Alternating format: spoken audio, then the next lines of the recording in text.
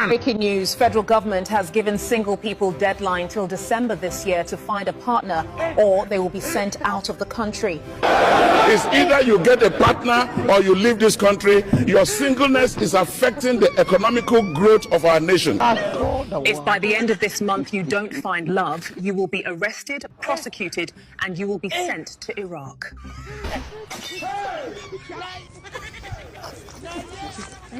Mambo? Poa. Mimi naitwa Rejan Joy.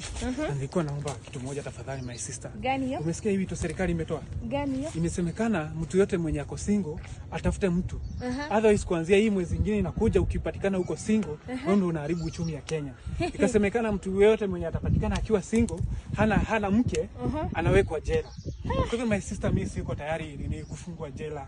Kwa hivyo mimi nilikuwa tunaomba tafadhali nikubalie tu hii nini ikiisha nitakuachilia wewe free wewe afu ndakulipa. Wewe kijana, mimi si type yako. Hebu angalia kutoka juu mpaka chini uniangalie, mimi si type yako kijana. Sijakataa mimi si type yako, lakini naomba tu unisaidie tafadhali.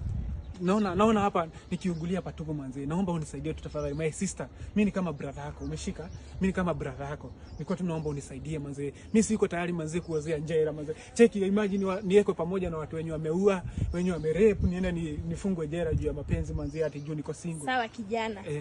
Mimi venye umesikia nimekuambia je, mimi si type yako. Hebu angalia tu hapo venye niambie mimi type yako. Tafuta kijana type yako, sawa? Sawa. My sister. Tafadhali nakuomba. Tafadhali. Okole huyu kijana. Tafuta type yako kijana. Nitafungwa jela. Fungwa. My sister. Hii mwaka ya 8 niko single. Na sasa wakianza kunikatalia hivi, sitaozea jela mwenzenyu. Sijui. Acha nikajaribu mwingine.